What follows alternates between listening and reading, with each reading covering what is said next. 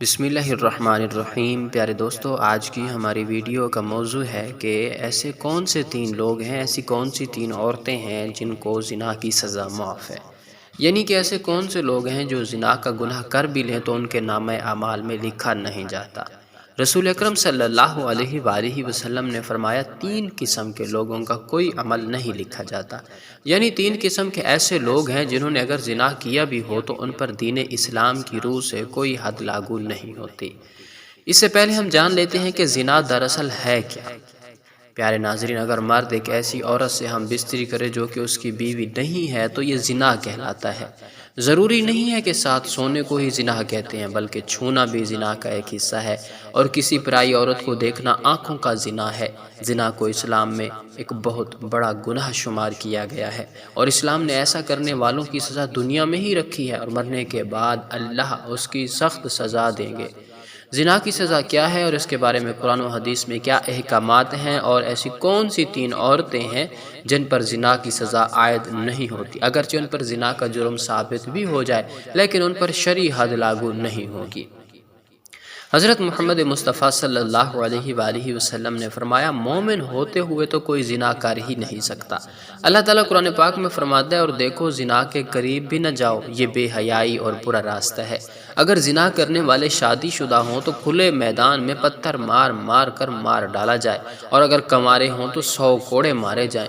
آج کل دیکھنے میں آیا ہے کہ اس گناہ میں بہت سے لوگ شامل ہیں، خاص کر اس بازار میں جہاں عورتیں اور مرد جاتے ہیں۔ کسی کا ہاتھ کسی کو لگ رہا ہے، کہاں لگتا ہے کچھ معلوم نہیں ہوتا، چاہے لڑکا ہو یا لڑکی، اور پھر اس گناہ کو کرنے کے بعد اپنے دوستوں اپنی سہیلیوں کو بڑی شان سے سناتے ہیں، بلکہ ان کو بھی ایسا کرنے کی رائے دیتے ہیں۔ اگر کوئی اکیلے لڑکے یا لڑکی کوئی غلط کام کرتا ہے تو اس کا گناہ اس کے ماں باپ کو بھی ملتا ہے، کیونکہ انہوں نے ان کی شادی جلدی نہیں کی، جس کی وجہ سے وہ غلط کام کرنے لگے، اور شادی کی عمر ہونے کے بعد بھی ماں باپ ان کی شادی نہ کریں تو اللہ ناراض ہو جاتا ہے، اور ان کے گھر کی برکت ختم ہو جاتی ہے، اور ان ماں باپ سے قیامت کے دن اللہ حساب مانگے گا۔ ایک جگہ اللہ نے قرآن پاک میں فرمایا کہ پاک دامن لڑکیاں پاک دامن لڑکوں کے لیے ہیں۔ اس کا مطلب یہ ہے کہ اگر آپ اچھے ہیں تو اللہ آپ کو بھی اچھی بیوی یا شوہر دے گا۔ زنا ایک ایسا عمل ہے جس سے نسیان، ایڈز جیسے کینسر، موذی بیماریاں پھیلتی ہیں۔ زنا سے انسان کا دل مردہ ہو جاتا ہے، جبکہ اکثر دیکھنے میں آیا ہے کہ جب دل مردہ ہو گیا تو پھر اس کے دل سے اسلام کی روشنی ختم ہو جاتی ہے، جس سے وہ ایمان سے خالی ہو جاتا ہے۔ انسان جو بھی غلط کام کرتا ہے اس کی قیمت اس کے بچوں، ماں یا بہن کو اس دنیا میں ہی ادا کرنی پڑتی ہے۔ امام شافعی رحمہ اللہ علیہ کہتے ہیں کہ زنا ایک قرض ہے، اگر تو ایسا قرض لے گا تو تیرے گھر سے یعنی تیری بہن بیٹی سے وصول کیا جائے گا۔ اس کبیرہ گناہ کی اور بھی سزائیں ہیں، لہذا خود بھی اس سے بچیں اور اپنے دوستوں کو بھی بچائیں۔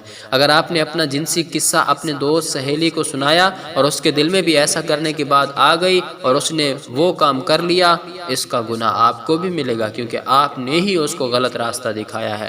قرآن و حدیث میں ہمیں زنا کی سزا اور اس کے برے ہونے کے بارے میں بتایا گیا ہے۔ اللہ تعالیٰ فرماتا ہے، زنا کے قریب بھی نہ جاؤ، یہ بے حیائی اور برا راستہ ہے۔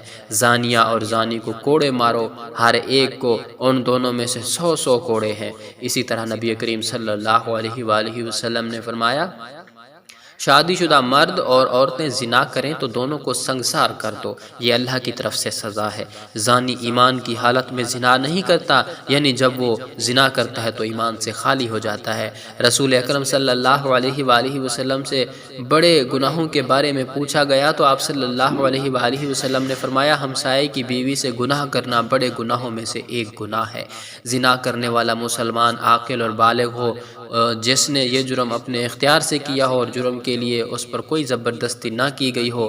رسول اکرم صلی اللہ علیہ وسلم نے فرمایا، تین قسم کے لوگوں کا کوئی عمل نہیں لکھا جاتا، یعنی تین قسم کے ایسے لوگ ہیں جنہوں نے اگر زنا کیا بھی ہو تو ان پر دین اسلام کی روح سے کوئی حد لاگو نہیں ہوتی۔ ایک تو وہ جو کہ نابالغ ہو جب تک بالغ نہ ہو جائے، وہ شخص جو سویا ہوا ہو جب تک کہ وہ بیدار نہ ہو جائے، اور تیسرا وہ کہ جس کا دماغی توازن ٹھیک نہ ہو، دیوانہ ہو، مجنون ہو، اس پر بھی کسی قسم کی کوئی حد لاگو نہیں ہے۔ آپ صلی اللہ اللہ علیہ وسلم نے فرمایا میری امت کی بھول چوک اور جس چیز پر وہ مجبور کیے جائیں معاف کر دیا گیا ہے۔ یعنی اگر آپ سے کوئی بھول چوک ہو گئی ہے اللہ تعالیٰ آپ کو معاف فرما دیں گے، یا کسی چیز پر آپ کو مجبور کیا گیا ہے تو وہ بھی اللہ تعالیٰ آپ کو معاف فرما دیں گے۔ زنا کرنے والے کے لیے رجم یعنی زنا کار پر حد قائم کرنے کا ایک طریقہ کار بتایا گیا ہے۔ زمین میں گڑھا کھودا جائے گا، زانی کو اس میں کھڑا کر کے سینے تک اس کو مٹی میں دبا دیا جائے اور پھر پتھر مارے جائیں یہاں تک کہ وہ مر جائے۔ یہ کارروائی امام اور مسلمانوں کی ایک جماعت کے سامنے کی جائے۔ اللہ تعالیٰ کا فرمان ہے اور ان کی سزا کے وقت ایمان والوں کی ایک جماعت حاضر ہونی چاہیے۔ رجم کے بارے میں عورت اور مرد کا حکم برابر ہے، البتہ عورت کے کپڑے باندھ دیے جائیں تاکہ وہ بے پردہ نہ ہو۔ اسلام عصمت و عفت کو سب سے بڑی قیمتی متاع قرار دیتا ہے اور اس کی حفاظت کو ہر شے پر مقدم رکھتا ہے۔ چنانچہ زنا اسلامی معاشرے میں انتہائی گھناؤنا اور بدترین جرم ہے اور اسلامی تعزیرات میں اس جرم کی سخت ترین سزا مقرر ہے۔ اللہ تعالیٰ سورہ بنی اسرائیل میں فرماتا ہے اور زنا کے قریب مت جاؤ، بلا شبہ وہ بے حیائی اور برا راستہ ہے۔ اس آیت کریمہ میں زنا سے اس طرح روکا گیا زنا نہ تو کرو بلکہ زنا کے قریب ہی نہ جاؤ۔ اس سے معلوم ہوتا ہے کہ زنا ایک بہت ہی بری چیز ہے۔ حضرت عبداللہ بن مسعود رضی اللہ تعالیٰ عنہ فرماتے ہیں کہ میں نے رسول اکرم صلی اللہ علیہ وآلہ وسلم سے پوچھا کہ سب سے بڑا گناہ کون سا ہے؟ آپ صلی اللہ علیہ وآلہ وسلم نے فرمایا سب سے بڑا گناہ یہ ہے کہ تم اللہ کے لیے شریک ٹھہراؤ حالانکہ اس نے تم کو پیدا کیا۔ میں نے پوچھا اس کے بعد کون سا بڑا گناہ ہے؟ فرمایا یہ کہ تم اس خوف سے اپنے بچے کو قتل کر دو کہ وہ تمہارے ساتھ کھانا کھائے گا۔ میں نے پوچھا پھر کون سا بڑا گناہ ہے؟ آپ صلی اللہ علیہ وسلم نے فرمایا یہ کہ تم اپنے پڑوسی کی بیوی سے زنا کرو۔